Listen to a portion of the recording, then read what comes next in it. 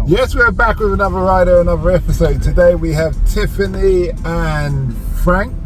Yep. Yes. All the way from America, from Philadelphia, that place where Tom Hanks did his famous movie. Frank is an engineer and Tiffany is a teacher. So what brought you to England? Vacation. Yeah, but you could have gone all any place in the world. What brought you to England? This is true. This is very true. Wanted to see all of the touristy things. Big Ben, check out Brixton, see the Stonehenge. That's pretty much it. Okay. Have you been? I think you went to Stonehenge. Okay, No. That's where we're actually headed now. That's where we're actually heading to. Okay.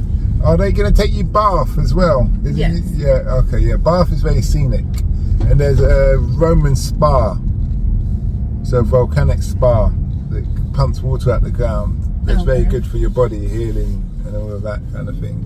You can buy a glass jar of the water. That's how it goes. I haven't been there in years. Mm-hmm. So, what's life like in America for you? It's pretty much similar to being here, for the most part. Going to work, coming home. It's way warmer in America right now than it is here. High 90s. We're actually going through a heat wave right now. Okay. And we have a lot more sun. Yeah, definitely a lot more. A lot more sun. Yeah, you do beat us in that. Yeah. But I do appreciate the coolness here. Temperature wise, and no real humidity, which is good. Well, I personally, I like the heat, and I don't mind humidity, but I understand what you're saying. Yeah. I do understand what you're saying. What was your, I know, Tiffany, you've been here before, but what was your first impression compared to what you thought it would be like? Get to talk real. Yeah.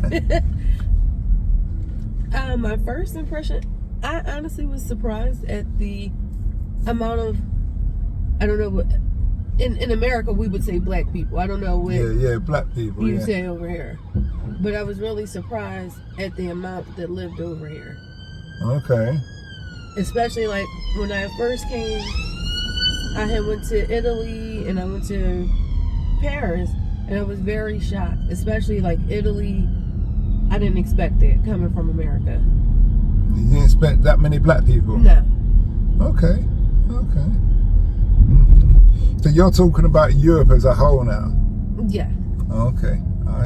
Because I asked you about England, you're telling me about Italy. No, but go on. No, I did say London, and then I said the other places. Okay, fair enough.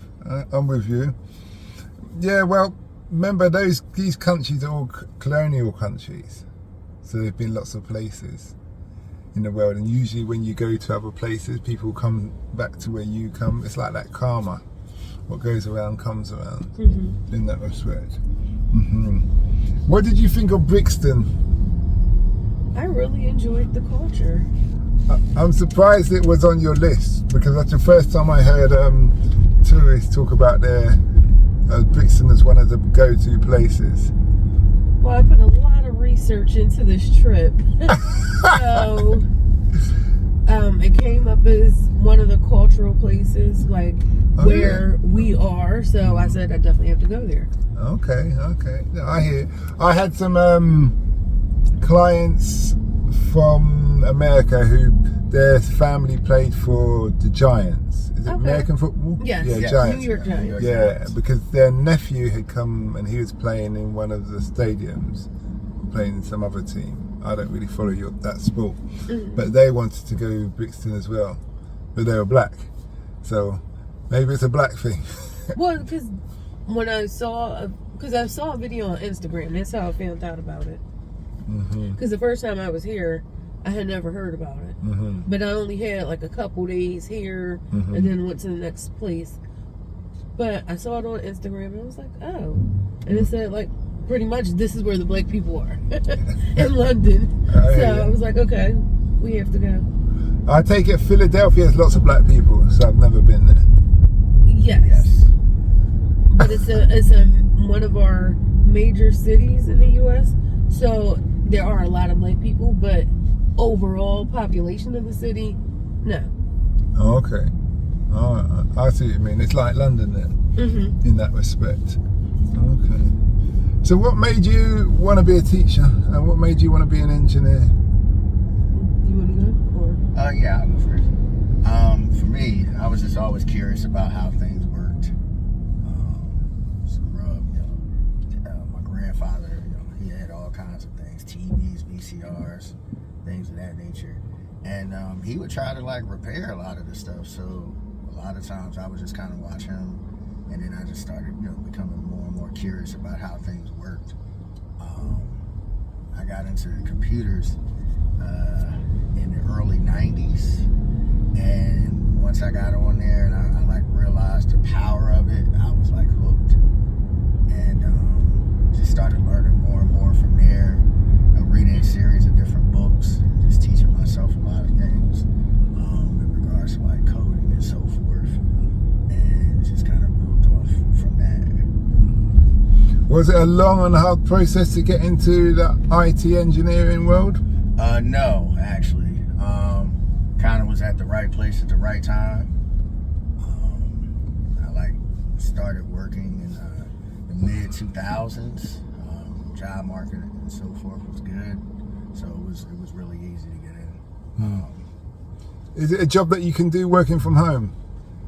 Unfortunately, the type of work that I do, not really.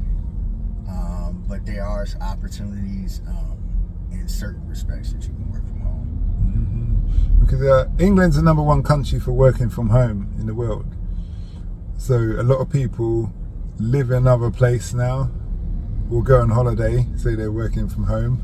I just do the work and think so. I was just thinking a suggestion on if you guys were going to travel more. So what got you into teaching, Tiffany? Even when I was a kid, I always wanted to be a teacher. I liked the schedule, and I'm not sure how it is here in America. We're actually on summer vacation. That's what we call it instead of holiday. So we work from September, or some places August, until May or June, and then we have that break. Okay. Now I did choose to work, like we have a summer program, so I did choose to work over the summer, but I like the flexibility, I like the schedule of being a teacher, and then I like what I do, because I work with special education student in special education. Is that like children who are struggling or have a disability? Yes. So the kids I work with have emotional disturbance, ED, like so ADHD, ODD, oppositional defiance disorder. So, and then we also have kids that are autistic. Okay. So you don't, it's not like one of those schools where you have to worry about kids bringing guns to school? No. Okay. So that's from the news, that's the kind of impression that we get. Another shooting, that kind of thing. Well, it's not as common as you hear. It's very, very rare that it happens. Okay. Fair enough. So what does the future hold for you two?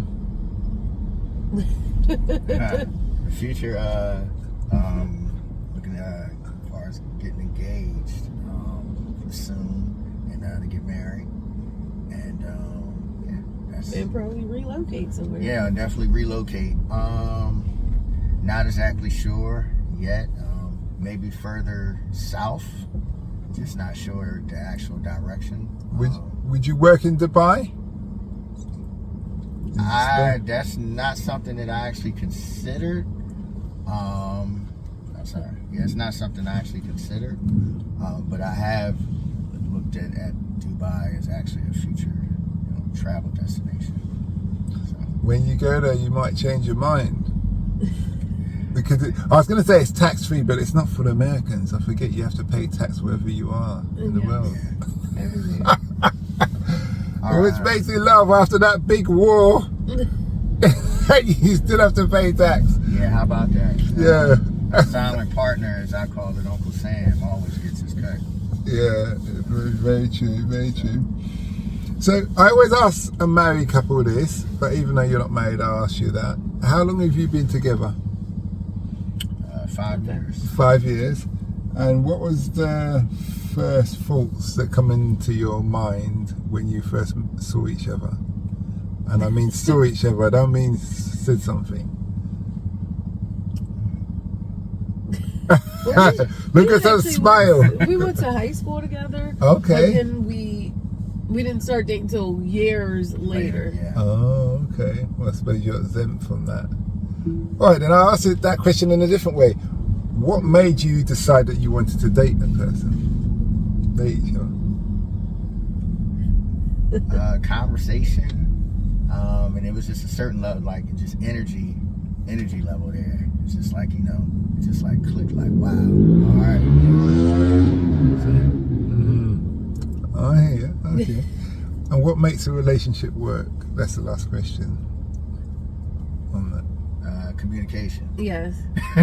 Clear communication. Communication, I would say trust. Yeah, both of those. Okay, that's good. So, what apart from Stonehenge, what do you have planned to do here? What else? I still want to do like a tour because we didn't really get to do that because our flight was delayed because of that. The whole crowd. The The Microsoft thing. Yeah. As an IT guy, what do you think about that? It's one of those things. The first thing when I heard about it, they were mentioning about patching and so forth. Normally, good practice is to have you have a test environment. That you actually test the patch out prior to deploying it on the system. I'm not sure exactly what their process is, but yeah, that's the first thing that came to mind. And then the second thing was, the whole idea of rolling back the patch to, the system will be back in its existing state. But, I'm just basically coaching from the sidelines, so coaching from the sideline and how it is on the front line, two different things. So everybody can be a Monday morning quarterback. Yeah. Call it. I heard on the news Americans said that it was Iran, but I would have thought it was more likely it would have been Putin, if anybody. Oh, I did not hear that. Yeah. Yeah, that's what it come on the news. Yeah, They're saying America and Iran said, don't be ridiculous, we've got our own problems. I think it would be more likely being Putin because everybody's been trying to give him a hard time in the West, so he's just touching, so I can touch you. That kind of thing, Yeah, because the last hour, it was kind of with us, like, okay, are we back up and operational? All right, because we wound up having to sleep in the airport and all. And, Oh, yeah. Yeah, we got caught up in all of that. So once they said everything was a go, they just got on the plane and, it came over. Yeah, because they said if we were on a plane at the time, we would just be stuck in the air until the issue was resolved. Yep. I know that in Heathrow, our airport, lots of planes were just being told to land, find a parking place kind of thing. Because obviously you can't stay up in the air for that long, in that respect. Yeah. That's what they were telling us. So you're kind of lucky that you were on the ground. And that's what we kept saying, because the articles that we could see kept changing, and it was more or less, if you on the ground, you stay on the ground. If you're in the air, there were reports that planes couldn't land. So, and one thing I was wondering, I'm like, well, eventually they're going to run out of fuel, so something has to be done. But yes, it was rough getting here, but we finally got here, and it's been great. So.